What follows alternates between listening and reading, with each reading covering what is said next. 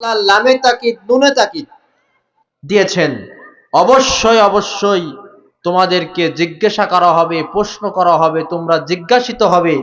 আজমাইন, সকলেই, by your Lord we shall question them, অবশ্যই তোমাদেরকে প্রশ্ন করা হবে, জিজ্ঞাসা করা হবে।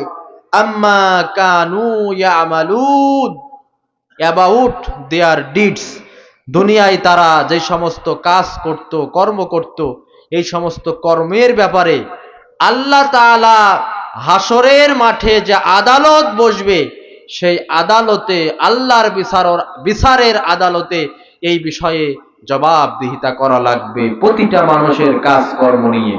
কথা কি বোঝা গিয়েছে? দুনিয়াতে আদালত আছে না নাই? আছে। তবে দুনিয়ার আদালত আর আল্লাহর আদালতের ভিতরে আকাশ আর পাতাল পার্থক্য। দুনিয়ার আদালতে হয়তোবা ক্ষমতার জোরে টাকার বলে পার পেলেও পাওয়া যেতে।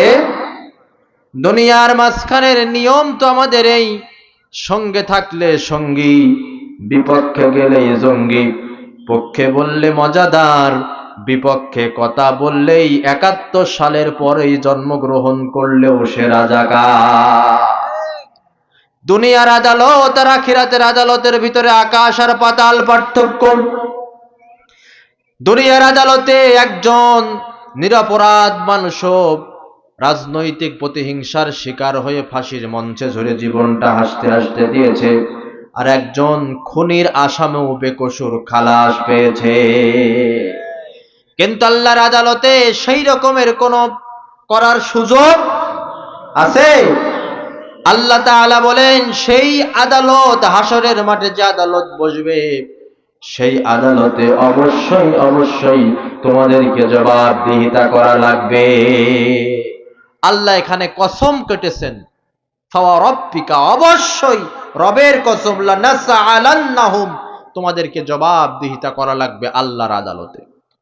কোন কোন বিষয়ে জবাবদিহিতা করা লাগবে, কোন কোন বিষয়ে আল্লাহর কাছে আপনাকে প্রশ্নের সম্মুখীন হতে হবে, জবাবদিহিতার সম্মুখীন হতে হবে, সেই বিষয়গুলো আল্লাহ তাআলা কোরআন এবং হাদিসের ভিতরে আল্লাহ তাআলা স্পষ্টভাবে বর্ণনা করেছেন।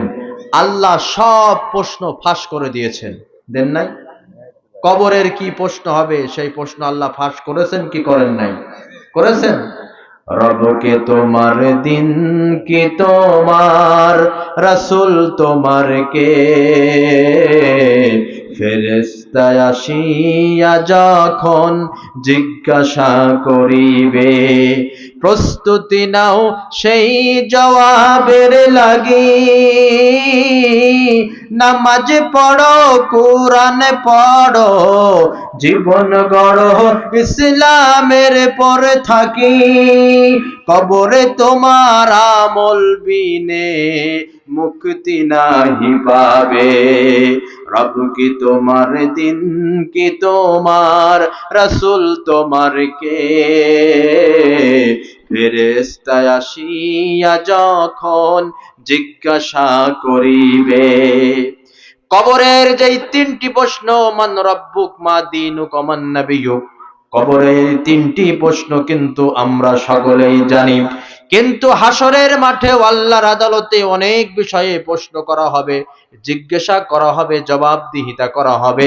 হাসরের মাঠের এই প্রশ্নগুলো সম্পর্কে আমরা অনেকেই কিন্তু খবর রাখি না। মসজিদের ইমামগুলো কবরের প্রশ্ন নিয়ে অসংখ্যবার আপনাদেরকে নসিহত করে, কিন্তু হাসরের মাঠে আল্লাহর আদালতের কিছু প্রশ্ন আছে, জিজ্ঞাসা আছে, জবাবদিহিতা আছে, এগুলো নিয়ে কিন্তু আলোচনা খুব কমই হয়। জোরে বলেন ঠিক না বেঠি? আসুন, হাসরের মাঠে আল্লাহর আদালতে কোন কোন বিষয় নিয়ে জবাবদিহিতা করা লাগবে আমরা একটু আজকের এই আলোচনার আলোকে কোরআন এবং হাদিস থেকে জানা যায়। 12 থেকে 13টি বিষয়ে আল্লাহ তাআলার বিচারের মাঠে, হাসরের আদালতে যে বিচার বসবে, সেখানে 12 থেকে 13টি বিষয়ে আল্লাহ তাআলার কাছে জবাবদিহিতা আমাকে আপনাকে করা লাগবে।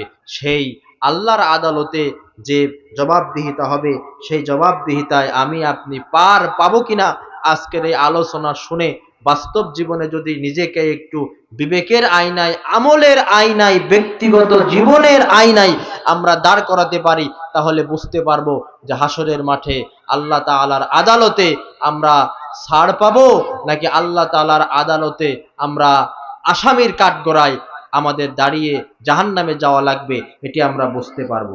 আসুন আমরা দেখি আল্লাহর আদালতে। এই পাশে খুব আওয়াজ হচ্ছে, এই পাশ থেকে বাচ্চারা, এই বাচ্চারা,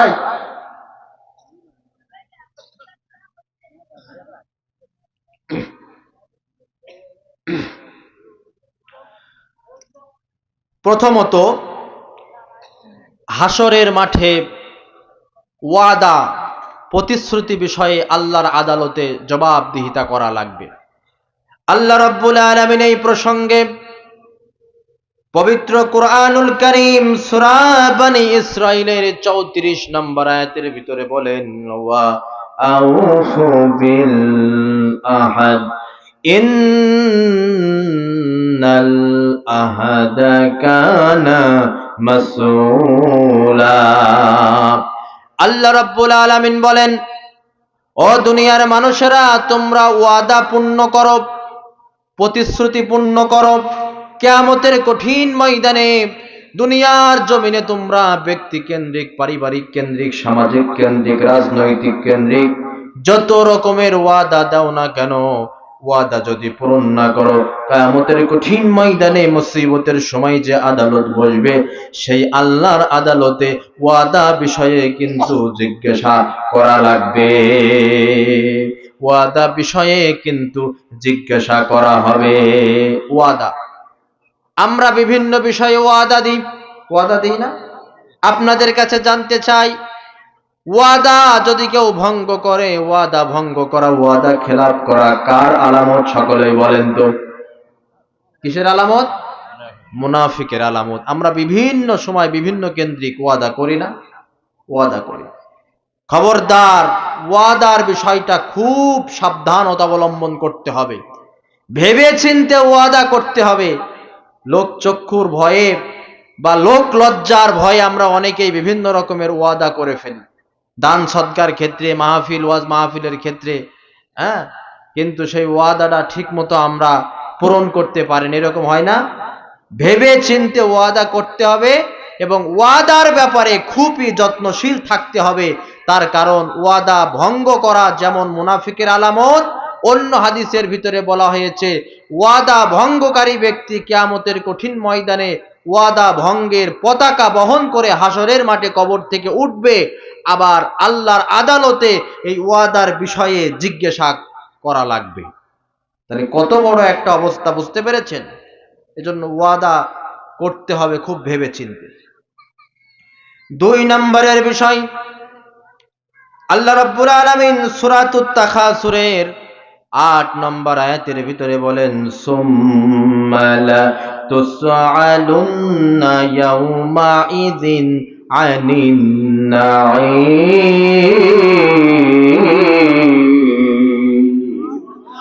আল্লাহ তাআলা এখানেও লামে তাকিদ, নুনে তাকিদ ব্যবহার করে বলেন, অবশ্যই অবশ্যই কিয়ামতের কঠিন ময়দানে দুনিয়ার মাঝখানে তোমাদেরকে যতগুলো আমি আল্লাহ তাআলা নিয়ামত দিয়েছি, নিয়ামত বিষয়ে কিয়ামতের কঠিন ময়দানে জিজ্ঞাসিত হবে তোমরা। বাইরে আমার, একটু ঠান্ডা মাথায় চিন্তা করেন, আপনার নিজের চেহারার দিকে তাকান, শরীরের দিকে তাকান, আপনার সামনে, পেছনে, উপরে, নিচে, ডানে বামে আল্লাহ রাব্বুল আলামিন অসংখ্য নিয়ামত রাজি দিয়ে আমার আপনার জীবনটা কিন্তু আল্লাহ তাআলা ভরে দিয়েছে, ঠিক কিনা বলেন? আপনি কোটি কোটি টাকার সম্পদ নিজের শরীরে বহন করছেন, 2টি চোখের কত দাম একটু ঠান্ডা মাথায় চিন্তা করেন। যার চোখ নাই সে বোঝে চোখের দাম কত। একটা শরীরের বাল্ব, লিভার, 2টা কিডনি কত মূল্যবান। যার একটা কিডনি নষ্ট হয়ে গেছে সে বোঝে এর মূল্য কত, ঠিক কিনা বলে? একটা দাঁত যার নষ্ট হয়ে গেছে, মানুষ এমনি তো বলে না দাঁত থাকতে দাঁতের মর্ম বুঝলে না, এই কথাটা তো আর এমনি মানুষ বলে না। আল্লাহ আপনার জীবনটাকে কোটি কোটি টাকার নিয়ামত দিয়ে পূর্ণ করে দিয়েছে। শুধু কি তাই, আপনি যে আল্লাহর নিয়ামত পানি ভোগ করেন, ব্যবহার করেন, এই ফ্রি পানি, যদি এই পানির বিল আপনার দেওয়া লাগতো, তাহলে আপনি কি দুনিয়ার মাঝখানে টিকে থাকতে পারতেন? আমাদের বাড়িতে কারেন্ট থাকার কারণে প্রতি মাসের নির্দিষ্ট একটা তারিখে কারেন্টের লোকজন এসে, বিদ্যুৎ অফিসের লোকজন এসে আপনাকে কারেন্টের বিলের কাগজ ধরাইয়ে দেয়। প্রতি মাসে মাসে নির্দিষ্ট পরিমাণের কারেন্টের একটা বিল দেওয়া আমাদের লাগে কি লাগে না বলেন? অথচ আল্লাহ রাব্বুল আলামিনের ফ্রি সূর্যের আলো প্রতিনিয়ত আপনি ভোগ করতেছেন। জিবরাইল আলাইহিস সালাম অথবা ফেরেশতারা যদি প্রতি মাসে মাসে এসে সৌর বিদ্যুতের বিল আপনাদের কাছে চাইতো, এক মাসের বিল পরিশোধ করতে আপনার বাপ দাদার জমিগুলো বেচে সেই সূর্যের বিল কিন্তু পরিশোধ করা লাগতো। জোরে বলেন ঠিক না বেঠিক? আল্লাহ তাআলা প্রতিটি মানুষের জন্য ফ্রি অক্সিজেনের ব্যবস্থা করেছেন। চিৎকার দিয়ে বলেন আলহামদুলিল্লাহ। অক্সিজেন, এই যে ফ্রি অক্সিজেন আমরা গ্রহণ করি আর বিষাক্ত কার্বন ডাই অক্সাইড আমরা ছাড়ি। আপনি কি জানেন? অবাক হয়ে যাবেন। আজকের বিজ্ঞান গবেষণা করে বলছে একজন মানুষ, প্রতিটি মানুষ প্রতিদিন যে অক্সিজেন গ্রহণ করে তার বর্তমান বাজার মূল্য প্রায় 4 লক্ষ টাকা। কত টাকা বলেন তো? প্রতিটি মানুষ প্রতিদিন 4 লক্ষ টাকার ফ্রি অক্সিজেন গ্রহণ করে। হসপিটালে যান, যখন বিভিন্ন রোগের কারণে হসপিটালে ভর্তি হন, মাঝে মাঝে অক্সিজেন দেওয়া লাগে না? 1 ঘন্টা যদি হসপিটালের অক্সিজেন ব্যবহার করেন, তাহলে কত টাকা আপনার বিল দেওয়া লাগে? প্রতিটি মানুষ প্রতিদিন আল্লাহ তাআলার ফ্রি 4 লক্ষ টাকার অক্সিজেন গ্রহণ করছে। আল্লাহ তাআলা কি আপনার কাছে কখনো বিল চেয়েছেন? সূর্যের বিল চেয়েছেন? চাঁদের বিল চেয়েছেন? তারকার বিল চেয়েছেন? পানির বিল চেয়েছেন? আল্লাহ চায় আমার বান্দা শুধু আমার ইবাদত করবে আর আমার শুকরিয়া আদায় করবে আর বলবে আলহামদুলিল্লাহ। তুমি রহম করেছো বলে আমরা বাঁচি, তোমার করুণাতে প্রভু সুস্থ আছি। তুমি গাফুর গফফার, তুমি জালিল জব্বার, তুমি রহিম রহমান, ওগো আল্লাহ। আলহামদুলিল্লাহ আলহামদুলিল্লাহ আলহামদুলিল্লাহ আলহামদুলিল্লাহ। সকলে বলেন আলহামদুলিল্লাহ। তবে কিয়ামতের কঠিন ময়দানে আল্লাহর যতগুলো নিয়ামত বান্দার উপর আল্লাহ তাআলা দিয়েছেন, 2টি নিয়ামতের ব্যাপারে হাদিস শরীফের ভিতরে বলা হয়েছে, তিরমিজির হাদিসে, আল্লাহ তাআলা এই পৃথিবীতে বান্দার যত নিয়ামত দিয়েছেন, সমস্ত নিয়ামতের ভিতর থেকে 2টি নিয়ামতের ব্যাপারে আল্লাহর আদালতে বেশি বেশি জবাবদিহিতা করা লাগবে।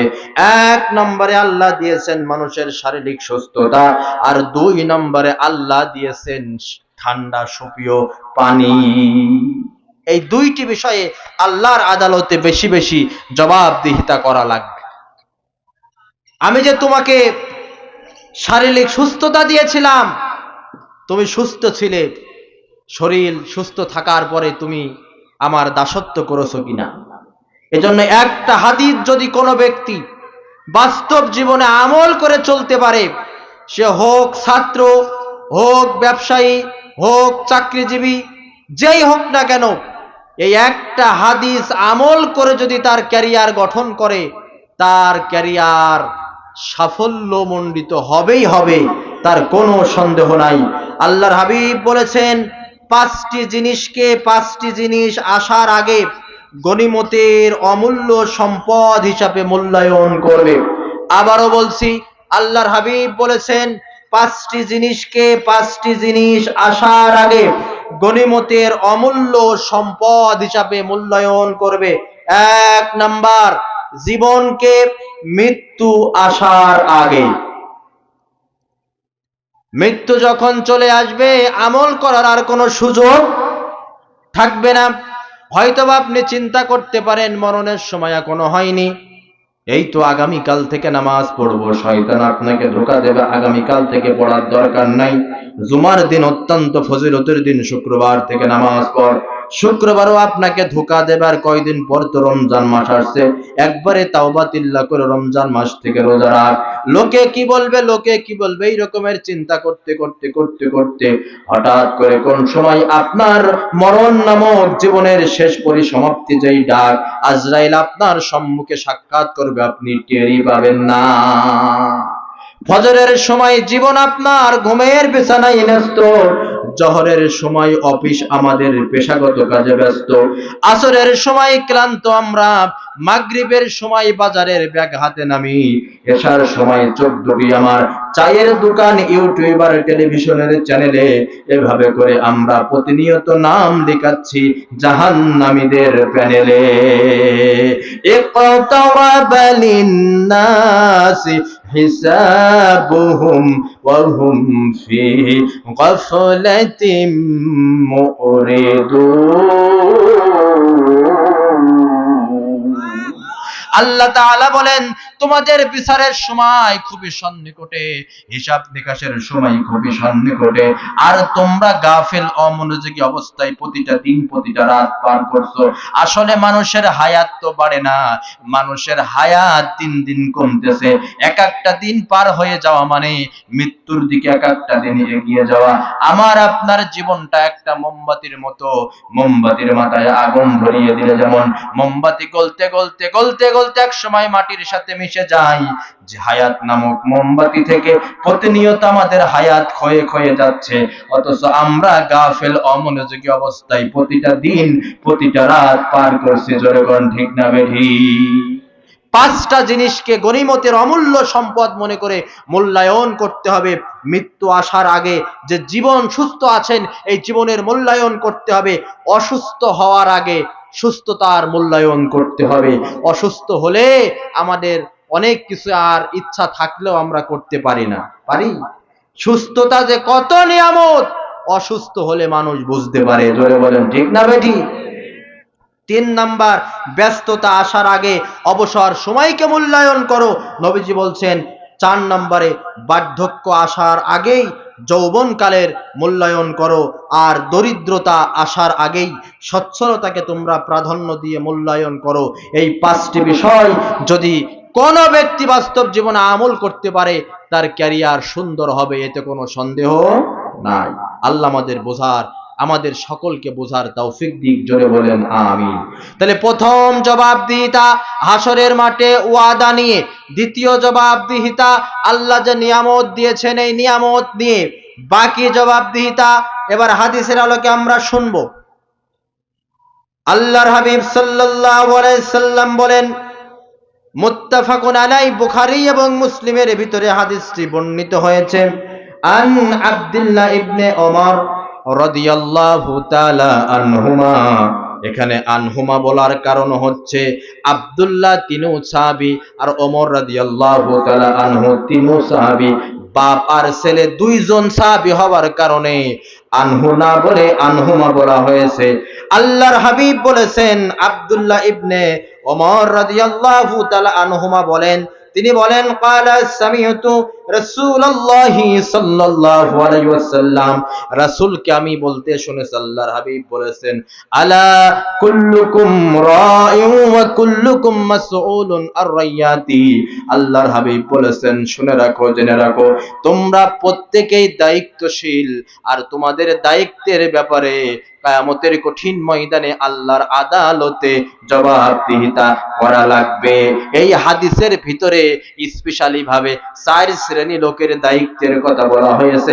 আওয়াজ দিয়ে বলেন তো কয় শ্রেণী লোকের?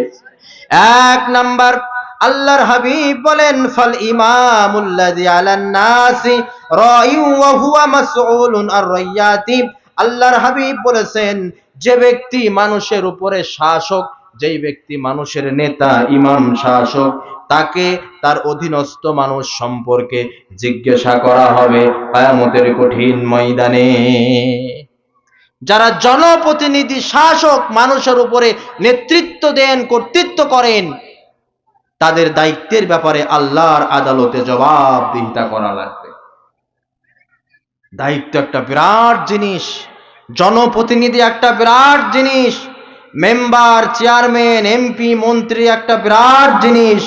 জনগণের মহান জিম্মাদারির দায়িত্ব তাদের মাথার উপরে। আল্লাহর আদালতে যে শাসকদের জবাবদিহিতা করা লাগবে, এই জন্য ইসলামের যে চারজন খলিফা ছিলেন, হযরতে আবু বকর, হযরতে ওমর, হযরতে ওসমান, হযরতে আলী, হযরতে আলী রিদওয়ানুল্লাহি আলাইহিম আজমাইন, তারা যখন খেলাফতের দায়িত্ব পেয়েছেন, খেলাফতের দায়িত্ব পাওয়ার পরেই তারা চোখ দিয়ে অনবরত পানি ফেলেছেন, আল্লাহর কাছে দোয়া করেছেন, দোয়া চেয়েছেন জনগণের মহান জিম্মাদারির দায়িত্ব যাতে ভালোভাবে পালন করতে পারে।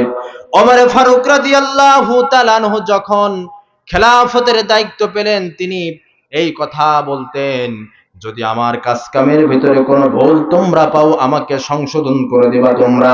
আর তিনি কথা বলতেন, আমি যেহেতু জনগণের মহান জিম্মাদারির দায়িত্ব আমার মাথার উপরে, ফোরাতের তীরে যদি একটা কুকুর না খেয়ে মারা যায়, রাস্তা ভাঙা হওয়ার কারণে যদি একটি প্রাণেও, রাস্তা ভাঙা হওয়ার কারণে যদি একটি প্রাণেও চলতে আঘাত পাই, আমি ওমর রাদিয়াল্লাহু তাআলা আনহুকে আল্লাহর আদালতে এই জন্য জবাবদিহিতা করা লাগবে।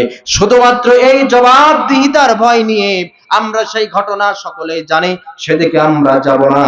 হযরত ওমর ফারুক রাদিয়াল্লাহু তাআলা আনহু অর্ধ জাহানের খলিফা হবার পরেও নিজের মাথায় তরি তরকারি আটার বস্তা নিয়ে দুঃখী মায়ের বাড়ি রাতের বেলায় পৌঁছে দিয়েছে। জোরে বলেন ঠিক না বেঠিক?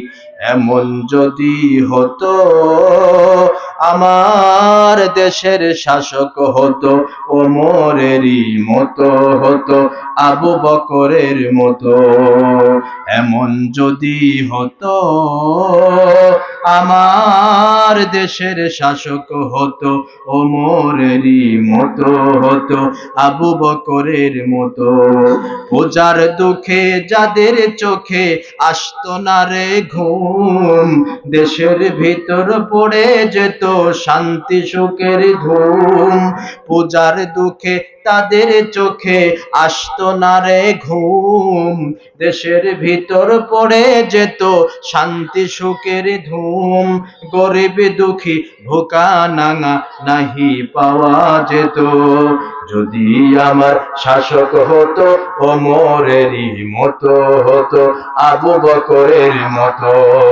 এমন যদি হতো আমার দেশের শাসক হতো ওমরেরই মতো, হতো আবু বকরের মতো। আল্লাহ তাআলা এই রকমের শাসক আমাদের বাংলাদেশের জন্য কবুল করুক। জোরে বলেন আল্লাহুম্মা আমিন। আমরা এই রকমের শাসক চাই কি চাই না? কারণ সেই স্বাধীনতার পর থেকে নিয়ে এই পর্যন্ত এদেশের মানুষ অনেক কিছু দেখেছে। এদেশের মানুষ দেখেছে আইয়ুব খানের শাসন, বঙ্গবন্ধুর ভাষণ, জিয়া কেটেছে খাল এরশাদের নানান তাল, ফখরুদ্দিন, মঈনুদ্দিন, শেখ হাসিনা, খালেদা জিয়া, সব দেখা শেষ। সামনে যদি স্থায়ীভাবে শান্তি আনতে চাই, আমাদের দরকার কোরআন হাদিসের বাংলাদেশ। সেই কোরআন হাদিসের বাংলাদেশ গঠন করার জন্য আমাদের কাজ করার দরকার আছে না নাই? শাসক একজন দায়িত্বশীল। একটা কথা মাথায় রাখবেন ভাইরা আমার, আপনাদেরকে একটা তথ্য দিয়ে যাই। আমি ইন্টারনেট ঘেটে এই তথ্যটি বের করলাম। সেটি হচ্ছে, আমাদের দেশে যারা জনপ্রতিনিধি আছেন, যারা নির্বাচন করেন, একজন মেম্বারের মাসিক বেতন কত জানেন? একজন মেম্বার সরকারি বেতন পান প্রতি মাসে, সরকারি বেতন একজন মেম্বার প্রতি মাসে পান ৩৬০০ টাকা। কত টাকা বলেন তো? আর ইউনিয়ন পরিষদ থেকে দেয় ৪৪০০। একজন মেম্বার প্রতি মাসে ৮০০০ টাকা বেতন পান। কত টাকা? ৮০০০। তাহলে ১২ মাসে তার বেতন হচ্ছে ৯৬০০০ টাকা। কত টাকা? ৫ বছর সে থাকে, তাই তো? মেয়াদ ৫ বছর আমাদের দেশে মেম্বার চেয়ারম্যানের। ৫ বছরে তার আয় হচ্ছে ৪,৮০,০০০ টাকা। এবার আসেন, যারা মেম্বারের নির্বাচন করেন, তারা নির্বাচনের সময় এর চাইতে এখন বেশি টাকা ব্যয় করে না? করে। চেয়ারম্যানের মাসিক আয় শোনেন, চেয়ারম্যান সরকারি অংশ পায় ৪৫০০ টাকা। আর ইউনিয়ন পরিষদ থেকে পান 5,500 টাকা। একজন চেয়ারম্যানের মাসিক আয়, সরকারি আয় মাসে 10,000 টাকা। তাহলে এক বছরে 1,20,000 টাকা। 5 বছরে চেয়ারম্যানের বেতন আসে 6 লক্ষ টাকা। আপনাদের কাছে জানতে চাই, বর্তমানে চেয়ারম্যানের ভোট করতে যে 6 লক্ষ টাকার কম লাগে না বেশি লাগে? বেশি লাগে। তাহলে যারা যেই সমস্ত জনপ্রতিনিধি, মেম্বার, চেয়ারম্যান, উপজেলা চেয়ারম্যান, মেয়র, এমপি নির্বাচন করার সময়, নির্বাচনের সময়, ভোটের সময় যারা লক্ষ লক্ষ টাকা ব্যয় করে জনগণের কাছ থেকে ভোট কেনে টাকার বিনিময়ে 100% নিশ্চিত থাকেন আপনার হক গরিবের গম মেরে খার জম দেবে না একদম। টিয়ার বিয়ার কাবিকা রড সিমেন্ট রডের বিনিময়ে বাই দেবে, আপনার হক যে মেরে খাবে 100% নিশ্চিত থাকেন, এতে কোনো সন্দেহ নাই। এজন্য যারাই টাকা দিয়ে ভোট কিনবে, এমনি স্বাভাবিকভাবে চা খেতে দেবে, এটা ভিন্ন কথা, কিন্তু টাকার বিনিময়ে যারা ভোট কিনবে, মনে করেন আপনার কাছ থেকে 500 বা 1000 টাকা দিয়ে ভোট কিনেছে, আপনি নিশ্চিত থাকেন আপনার হক সে মেরে খাবেই খাবে। সুতরাং সাবধান থাকতে হবে। যারা শাসক আছেন তারা দায়িত্বশীল, দায়িত্বের ব্যাপারে আল্লাহর আদালতে জবাবদিহিতা করা লাগবে। এই হাদিসের ভিতরে 2 নম্বরে বলা হয়েছে, আল্লাহর হাবিব সাল্লাল্লাহু আলাইহি সাল্লাম বলেন, ওয়ার-রাজুলু রাইন আলা আহলি বাইতিহি ওয়া হুয়া মাসউলুন আর-রাইয়াতি। বিশ্বনবী সাল্লাল্লাহু আলাইহি ওয়াসাল্লাম বলেছেন, পুরুষ তার পরিবারের দায়িত্বশীল। কিয়ামতের কঠিন ময়দানে ওই পুরুষকে, অভিভাবককে দায়িত্বের ব্যাপারে আল্লাহর আদালতে জবাবদিহিতা করা লাগবে। অভিভাবক আছেন কারা কারা? একটু হাত দেখতে চাই। অভিভাবক আছেন কারা? হাত নামান। যারা বাইরে আছেন, অভিভাবক, পরিবারের গার্জিয়ান, আপনার টাকা দিয়ে, আপনার উপার্জনের টাকা দিয়ে সংসার চলে। ভালো করে খেয়াল করুন, 10 মাস 10 দিন গর্ভে ধারণ করলে আদর্শ মা হওয়া যায় না। একাধারে 20 বছর সন্তানের জন্য অর্থনৈতিক যোগান দিলে আদর্শ পিতা হওয়া যায় না, পরিবারের গার্জিয়ান হওয়া যায় না। অভিভাবকের দায়িত্ব কি আল্লাহ এবং আল্লাহ রাসূল কোরআন এবং হাদিসের ভিতরে সেগুলো বাতলিয়ে দিয়েছেন। অভিভাবকের দায়িত্ব হচ্ছে, আল্লাহ রাব্বুল আলামিন কোরআনুল কারীমের ভিতরে বলেন, ওয়া আমুর আহলাকা বিস-সালাহ ওয়াসতাবির আলাইহা। আল্লাহ রাব্বুল আলামিন সূরা তাহার 132 নম্বর আয়াতের ভিতরে বলেন, শোনো, তোমরা নিজেরা নামাজ অবিচল থাকবা আর পরিবারের সদস্যদেরকে নামাজের জন্য নির্দেশ দিবা। আল্লাহর হাবিব বলেছেন, মুরু আওলাদাকুম বিস-সালাত ওয়া হুম আবনাউ 7 সিনিন। তোমাদের সন্তানের বয়স যখন 7 বছর হয়ে যাবে, 7 বছর, তখন তোমরা তোমাদের ছেলেকে মেয়েকে নামাজের নির্দেশনা দিবা। 7, 8, 9 একাধারে 3 বছর সন্তানের নামাজের নির্দেশনা দিবা।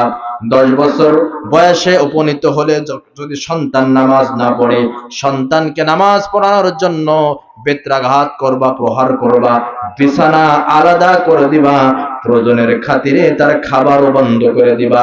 আমরা কয়জন অভিভাবক আছি আমরা আমাদের পরিবারের সদস্যদেরকে নামাজের নির্দেশ দিতে পেরেছি? আমাদের দেশের অধিকাংশ পরিবারে দেখা যায় নিজেও পরিবারের যিনি গার্জিয়ান নিজেও নামাজ পড়ে না, আর নিজে যদি নামাজ না পড়ে ওর তো ক্ষমতাই থাকে না স্ত্রী পরিবার পরিজনকে নামাজের নির্দেশ দেওয়ার। জোরে বলেন ঠিক না বেঠিক? কেমন অভিভাবক আপনি? আপনার চোখের সামনে আপনার স্ত্রী, আপনার ছেলে, আপনার মেয়ে ফজরের নামাজ কাজা করে ঘুমান। আল্লাহ রাব্বুল আলামিন বলেন, ইয়া আইয়ুহাল্লাযীনা আমানু কু আনফুসাকুম ওয়া আহলিকুম নারা। ও ঈমানদারেরা, তোমরা নিজেরা জাহান্নামের আগুন থেকে বাঁচো আর পরিবার পরিজনের সদস্যদেরকে জাহান্নামের আগুন থেকে বাঁচাও। এই আয়াত যখন নাজিল হলো, এই আয়াতের তাফসীরের ভিতরে এসেছে, এই আয়াত যখন নাজিল হলো, বিশ্ব নবী সাল্লাল্লাহু আলাইহি ওয়াসাল্লাম প্রতিদিন যখন ফজরের আযান হতো, হযরতে ফাতেমা রাদিয়াল্লাহু তাআলা আনহা আর হযরতে আলী রাদিয়াল্লাহু তাআলা আনহুর বাড়ির সামনে দিয়ে যাওয়ার সময়, তার মেয়ে আর জামাইয়ের বাড়ির সামনে দিয়ে যাওয়ার সময় বলতেন, আস-সালাত আস-সালাত আস-সালাত, সালাত সালাত বলে মেয়ে আর জামাতাকে ফজরের নামাজের জন্য ডেকে দিতেন। চিৎকার দিয়ে বলেন সুবহানাল্লাহ। আমরা কয়জন গার্জিয়ান আছি যে আমরা আমাদের সন্তানদেরকে নামাজের জন্য তাগিদ দিতে পেরেছি? গার্জিয়ানের অন্যতম দায়িত্ব, পরিবারের অভিভাবকের অন্যতম দায়িত্ব তার সন্তানদেরকে দ্বীনি শিক্ষা দেওয়া। হযরতে আলী রাদিয়াল্লাহু তাআলা আনহু বলেছেন, যার বাপ নেই সে প্রকৃত এতিম নয়। প্রকৃত এতিম তো ওই সন্তান যেই সন্তানের পিতা থাকার পরেও ওই সন্তানের পিতা তাকে দ্বীন শিক্ষা দিল না, নামাজ শিক্ষা দিল না, সে হচ্ছে প্রকৃত এতিম। এই রকমের এতিম সন্তান কত ঘুরে বেড়ায়, আশপাশে তাকিয়ে দেখে। আমাদের দেশের মায়েরা বাড়িতে হাঁস পোষে, মুরগি পোষে, গরু পোষে, ছাগল পোষে না? মাগরিবের আযান যখন হয়ে যায়, একটু খেয়াল করে দেখবেন, সন্ধ্যার পরে ওই মা হাঁসের ঘরে যে খবর নেয়, আমার তো 5টা হাঁস ছিল, 5টা মুরগি ছিল, 5টা হাঁস 5টা মুরগি ঠিক মতো ঘরে উঠেছে কিনা, আমার তো 2টা ছাগল ছিল, ছাগল 2টা সন্ধ্যার পরে ঠিক মতো ঘরে উঠেছে কিনা। সন্ধ্যার পরে ও মা ও পিতা, সন্ধ্যার পরে গরু ছাগল মুরগি হাঁসের আপনি খবর নিলেন, অথচ সন্ধ্যার পরে আপনার ছেলে কোথায় আড্ডা দেয়, কোথায় ক্যারাম খেলে, কোথায় লুডু খেলে, কোথায় জুয়া খেলে, তাস খেলে, আপনার মেয়ে কোথায় যায় এই খবরটা আপনি রাখলেন না। তার মানে আপনার কাছে হাঁস মুরগি গরু ছাগল দামি, গরু ছাগল হাঁস মুরগির চাইতে আপনার সন্তান আপনার কাছে কম দামি। এটাই তো প্রমাণিত হয় নাকি বলে? অভিভাবকের দায়িত্ব ওই পরিবারের যারা মহিলা সদস্য তাদেরকে পর্দায় রাখা। তার কারণ আল্লাহর হাবিব বলেছেন, দাইয়ুস লা ইয়াদখুলুল জান্নাত, দাইয়ুস ব্যক্তি জান্নাতে প্রবেশ করবে না। সাহাবীরা জানতে চাইলেন, ইয়া রাসূলুল্লাহ মান হুম দাইয়ুস, দাইয়ুস কারা? আল্লাহর হাবিব বললেন, দাইয়ুস আল্লাযী ইউকিররু ফি আহলিহিল খুবস, দাইয়ুস হচ্ছে তারা যারা নিজেরা নামাজ পড়ে রোজা রাখে কিন্তু তার পরিবারের সদস্যদের বেয়াহপনা বেপর্দাটাকে মেনে নেয়, তারা হচ্ছে দাইয়ুস। এরকমের অনেক সদস্য আছেন, পরিবারের অনেক দায়িত্বশীল আছেন, নিজেরা নামাজ পড়েন, তাবলিগের চিল্লা দেন, হজ করে এসেছেন, কিন্তু তার চোখের সামনে তার স্ত্রী বেপর্দায় চলে, তার মেয়ে বেপর্দায় চলে, তার বোন বেপর্দায় চলে, একটা বারের জন্য নিষেধ করে না। মা, মেয়ে, স্ত্রী, বোন জামাতবদ্ধভাবে টেলিভিশনের নাটক সিনেমা দেখে, একটা বারের জন্য নিষেধ করে না। এই রকমের অভিভাবক আমাদের এলাকায় সমাজে আছে না? না আছে।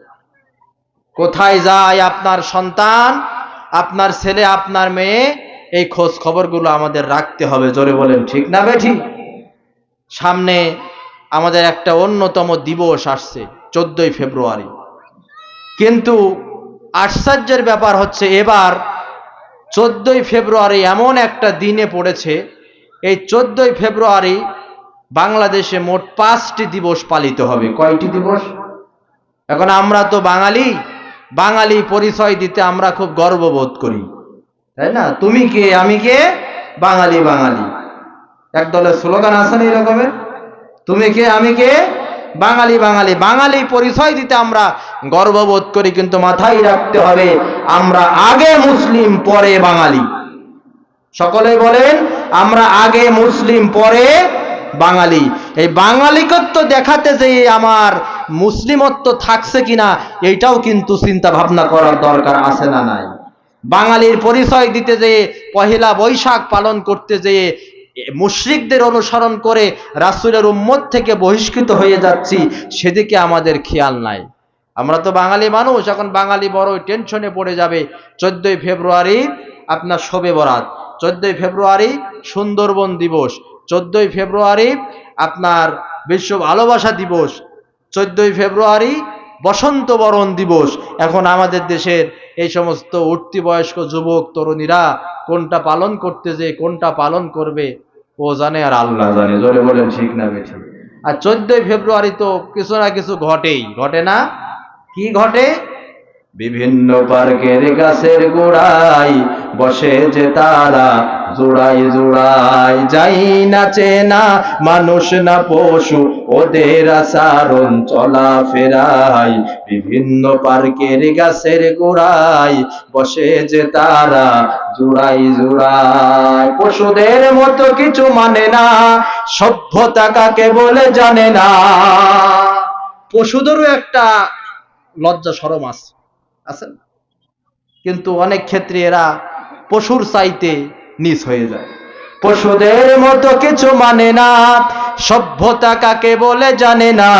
প্রগতির স্লোগানে যাহা কিছু করছে, প্রগতির স্লোগানে যাহা কিছু করছে, ভাদ্রের কুকুরও হার মেনে যায়। বিভিন্ন পার্কের গাছের গোড়ায় বসে যে তারা জোড়াই জোড়াই, যাই নাচে না মানুষ না পশু, ওদের আচরণ চলাফেরাই। বিভিন্ন পার্কের গাছের গোড়ায় বসে যে তারা জোড়াই জোড়াই। 14ই ফেব্রুয়ারি নিয়ে একটা কবিতা আমি সংগ্রহ করেছিলাম, সেটি হচ্ছে, শুনবেন আপনারা? এই দিন কি হবে?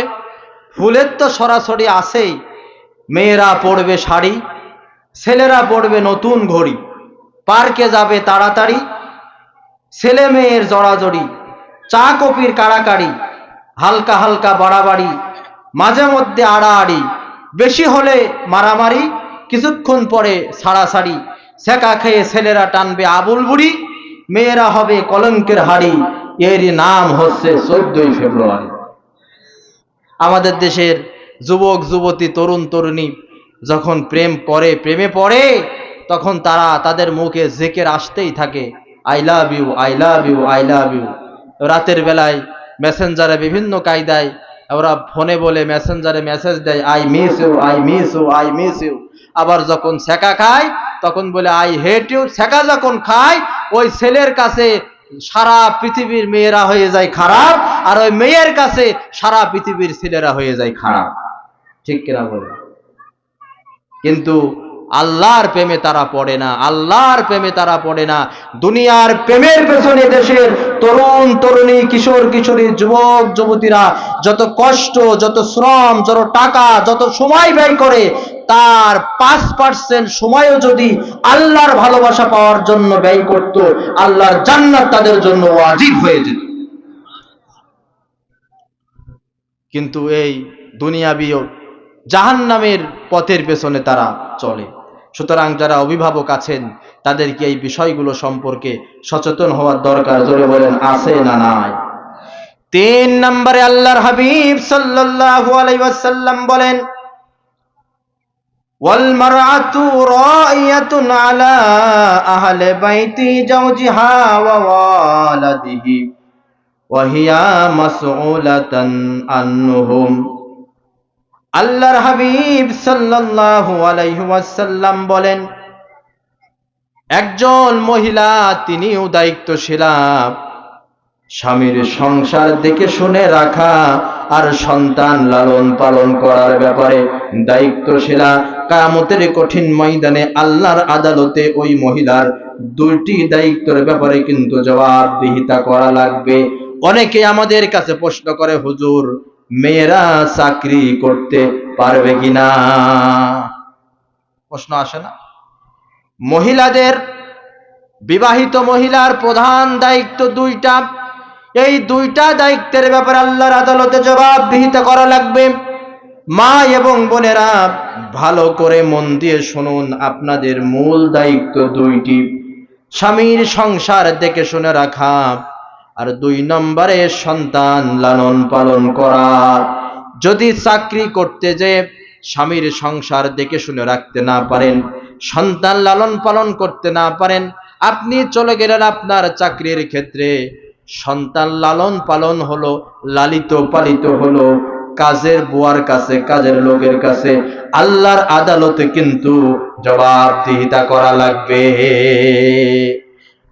বিশ্বনবী সাল্লাল্লাহু আলাইহি সাল্লামের কাছে এসে মহিলা সাহাবীরা জানতে চেয়েছেন, ইয়া রাসূলুল্লাহ, আমাদের উপরে জিহাদ ফরজ কিনা? আল্লাহর হাবিব বলেছেন, তোমরা বাড়িতে ফিরে যাও, সন্তান লালন পালন করো, সন্তানকে আল্লাহর পথে, দিনের পথের মুজাহিদ তৈরি করো, এটাই হচ্ছে তোমাদের জন্য জিহাদ। সুবহানাল্লাহ বলেন। তার কারণ নেপোলিয়ন বোনাপার্ট বলেছেন, if you give me a good mother, I will give you a good nation. যদি তোমরা আমাকে একটা ভালো মা দাও, আমি তোমাদের একটা সুন্দর জাতি উপহার দেব। মা ভালো তো সন্তান ভালো হবে, এতে কোনো সন্দেহ না। ঠিক কিনা বলে? আমরা যেমন আমরা বলি মাতৃভাষা না পিতৃভাষা, বলেন তো? মাতৃভাষা বলি না, মায়ের ভাষা? কারণ সন্তান ভাষা থেকে কার কাছ থেকে বলেন তো? এই জন্য মায়েদের প্রধান দায়িত্ব সন্তান লালন পালন করা আর স্বামীর সংসার দেখে শুনে রাখা। কিন্তু বর্তমান সময়ে অধিকাংশ মহিলা এই দুটি দায়িত্বের ব্যাপারে কিন্তু গাফেল হয়ে গেছে। জোরে বলেন ঠিক না বেঠিক? কারণ আধুনিক যুগের মহিলারা এরা এখন বর্তমানে ফেসবুক, ইউটিউব, টিকটক নিয়ে ব্যস্ত আছে। ঠিক না বেঠিক? যে সমস্ত ভাইয়েরা এবং বোনেরা টিকটক নিয়ে ব্যস্ত আছেন, একটু শুনুন। টিকটক ভিডিও না করে টুকটাক আমল করুন, আল্লাহ সন্তুষ্ট হবে, আল্লাহর জান্নাতে যাওয়ার পথ সুগম হবে। অশ্লীল স্বামী স্ত্রী, ওদের রুচিটা কেমন? স্বামী স্ত্রী একসাথে টিকটক ভিডিও তৈরি করে, অশ্লীল ভিডিও তৈরি করে। টিকটক ভিডিও তৈরি না করে টুকটাক আমল করুন, দুনিয়া আখিরাত উভয়ে আপনারা ফায়দা পাবেন। জোরে কোন ঠিক না বেঠিক? আগের জামানার মহিলা আর বর্তমান জামানার মহিলার ভিতরে আকাশ আর পাতাল পার্থক্য। এই ওয়াজ এক সময় খুব করতাম, আজকে আলোচনা প্রসঙ্গে চলে আসলো। বলি, আগের যুগের আমরা আমাদের দাদিদের, নানীদের দেখেছি, তারা স্বামীদের নামটা উচ্চারণ করত না। স্বামীর নাম ধরলে কবিরা গুনাহ হবে, এই ভয় নিয়ে ওই স্ত্রী চলেছে। জোরে বলেন ঠিক না বেঠিক? গল্প শুনেছিলাম, এক নামাজি মহিলার স্বামীর নাম রহমতুল্লাহ, ছেলের নাম শহীদুল্লাহ। উনি 5 ওয়াক্ত নামাজ পড়েন। উনি চিন্তা করছে স্বামীর নাম নিলে কবিরা গুনাহ হবে। এখন স্বামীর নাম রহমতুল্লাহ। আমরা নিয়মিত নামাজে যখন সালাম ফিরাই, আসসালামু আলাইকুম ওয়া রাহমাতুল্লাহ, ওই মহিলা পড়ে গেছে ভীষণ বিপদে, স্বামীর নাম রহমতুল্লাহ, স্বামীর নাম কিভাবে নেব? ওই জন্য ওই মহিলা নিয়মিত নামাজ পড়তো, আসসালামু আলাইকুম শহীদুল্লাহর বাপ, আসসালামু আলাইকুম শহীদুল্লাহর বাপ। ওর কি আসলে নামাজ হয়েছে? কিন্তু আসলে স্বামী ভক্তির প্রমাণ দিয়েছে। জোরে বলেন ঠিক না বেঠিক? আগের জামানার মায়েরা ঘর থেকে কথা বললে বারান্দায় এসে পৌঁছাতো না। ঠিক কিনা বলেন? এত ছোট ছোট ভাষায় কথা বলতেন, আস্তে আস্তে কথা বলতেন। আর বর্তমান জামানায় ঘরের ভিতরে পুরুষের কণ্ঠ শোনা যাক বা না যাক, মহিলার কণ্ঠ ঠিকই শোনা যায়। আগের জামানার মহিলারা বাড়িতে কাজ করছে, উঠোনে কাজ করছে, হঠাৎ করে বাড়ির ভিতরে যদি কোনো পরপুরুষ প্রবেশ করেছে, ঘুমটা দিয়ে দৌড়িয়ে ঘরের ভিতরে প্রবেশ করেছে। আর বর্তমান সময়ে কিসের দৌড়িয়ে ঘরের ভিতরে প্রবেশ করা? মাথার কাপড় মাজায় ফেলে, গায়ের কাপড় মাজায় বেঁধে ওই পুরুষের, পরপুরুষের কাছে আগে যেয়ে তার 14 গোষ্ঠীর খোঁজ খবর নিয়ে লাগে তার। ঠিক কিনা বলে? আগের জামানার মহিলারা সংসারের টুকটাক কাজের ফাঁকে অবসর যখন সময় পেতেন, তারা নকশি কাঁথা সেলাই করতেন, এরপরে খেজুর পাতার পাটি বুনাতেন, আমরা দেখেছি। হ্যাঁ, এরপরে সেই আপনার সোনালি আঁশ খ্যাত আমাদের দেশের যে কুষ্টা যেটাকে আমরা বলি, সেগুলোর তারা বিভিন্ন হস্তশিল্পের কাজগুলো করত। আর এখন তারা সেগুলো হারিয়ে ফেলেছে। এখন তারা ওই যে ইউটিউব শরীফ আর ফেসবুক শরীফের বরকতে সবসময় ইউটিউবে পড়েই থাকে, বাচ্চাদের লালন পালন করার সুযোগও থাকে না। আগের সময় মহিলাদেরকে দেখতাম, শুনতাম, গল্প দেখেছি, আমার দাদিদের, নানাদেরও দেখেছি, সকাল সন্ধ্যায় বাড়ি থেকে তাদের সুললিত কণ্ঠে কোরআন তেলাওয়াত আমরা শুনতে পেতাম, ভেসে আসতো। আর এখন সেই বাড়িতে সকাল সন্ধ্যায় টেলিভিশনের আওয়াজ, এরপরে মোবাইলের উচ্চ আওয়াজের লাউড স্পিকারের আওয়াজ আমাদের নজরে আসে, কানে আসে। জোরে বলেন ঠিক না বেঠিক? আগের জামানার মা এবং বোনদের দেখতাম, দাদিদের দেখেছি, নানিদের দেখেছি, তারা যে সুন্নাতি লেবাস পরতেন, ব্লাউজ বানাতেন, সেই ব্লাউজের কাপড় লাগতো 1 গজ 4 গিরে। কত বলেন তো? 1 গজ 4 গিরে। সেই 1 গজ 4 গিরে ব্লাউজের কাপড় যে হতো, সেই কাপড়ে তাদের নাভি পর্যন্ত ঢাকা থাকতো, হাতা থাকতো ফুল হাতা, একেবারে পর্দা মেনটেন করে তারা এই ব্লাউজ বানাতেন। সেই 1 গজ 4 গিরে কাপড় বর্তমান সময় এসে 1 গজই নেই, আছে শুধুমাত্র 4 গিরে। ডানা কাটা পরীর মতো জামা কাপড় পরে এখন ঘুরে বেড়াচ্ছে। একটু বেজার হলেও এটাই বাস্তবতা, ঠিক না বেঠিক বলেন তো? এজন্য মা এবং বোনেরা, আল্লাহর আদালতে এই সমস্ত বিষয়ে কিন্তু জবাবদিহিতা করা লাগবে। আগের জামানার মহিলারা রাত 9টা 10টার ভিতরে বাচ্চাদেরকে খাইয়ে দাইয়ে সুন্দর পরিবেশে তাদের গল্প বলে ঘুম পাড়াতো, কিন্তু বর্তমান সময়ে ভারতীয় সিরিয়াল দেখার কারণে সন্তানদেরকে যথাসময়ে ঘুম পাড়ানো লাগে না। ওদের টার্গেটই থাকে 7টার সময় আমার এই সিরিয়াল, 8টার সময় আমার এই সিরিয়াল। সিরিয়াল দেখা নিয়েই তারা ব্যস্ত থাকে। জোরে বলেন ঠিক না বেঠিক? এই জন্য মা এবং বোনেরা, আপনাদের কাছে আমি উদাত্ত আহ্বান রাখবো, মা আর বাবা যদি ভালো হয়, সন্তান ভালো হবে, এতে কোনো সন্দেহ নাই। এই জন্য আপনাদের হাতে ধরে যায়, পায়ে ধরে যায়, মাদেরকেও বাবাদেরকে পরিবারের সন্তানের সামনে কখনো আপনারা ঝগড়াঝাটি করবেন না, গাল মন্দ করবেন না, বিশেষ করে ছোট সন্তানদের সামনে। কারণ মা বাবা যদি উচ্চ আওয়াজে গালি গালাজ করে, ঝগড়া করে, সন্তানকে গালি শেখানোর জন্য আলাদা কোনো স্কুল কলেজে ভর্তি করা লাগে না। সন্তানের মুখের ভাষা দেখেই বোঝা যায় ওর পরিবারের অবস্থাটা কেমন। জোরে বলেন ঠিক না বেঠিক? ভাইরা আমার, বিশ্বনবী সাল্লাল্লাহু আলাইহি সাল্লাম এই হাদিসে সর্বশেষ দায়িত্বশীল ব্যক্তির পরিচয় দিতে যেয়ে বলেন, ওয়া আব্দু রাজুলি রাইন আলা মালি সাইয়্যিদিহি ওয়া হুয়া মাসউলুন আনহু। আল্লাহর হাবিব বলেন, নবীজি আমার বলেছেন, কাজের লোক তার মনিব আর তার সম্পদের ব্যাপারে দায়িত্বশীল। যারা কাজের লোক, যে যার অধীনে কাজ করে। আমি চাকরিজীবী মানুষ, আমিও চাকর, চাকরি মানেই চাকর, চাকরি মানেই চাকর। যে যেখানে কাজ করেন, মালিকের অধীনে হোক, অফিসারের অধীনে হোক, অফিসের অধীনে হোক, সেখানের একটা নিয়ম কানুন, একটা রুলস, অফিসিয়াল রুলস আছে না নাই? আপনি যদি কোনো মালিকের অধীনে কাজ করেন, হোক সেটা মাঠে শ্রমিকের কাজ, যে কোনো কাজ, মালিকের সাথে আপনার চুক্তি থাকে না যে আমি এতটা থেকে এতটা পর্যন্ত, 8টা থেকে 2টা পর্যন্ত বা 10টা থেকে 4টে পর্যন্ত আমার কাজ করা লাগবে। এই চুক্তির ভিতরে আপনাকে কাজ করতে হবে, কোনো প্রকার ফাঁকি দেওয়া যাবে না। যদি ফাঁকি দেন, জবাবদিহিতা করা লাগবে আল্লাহর আদালতে, আর আপনার উপার্জন হালাল হবে না। হবে কি?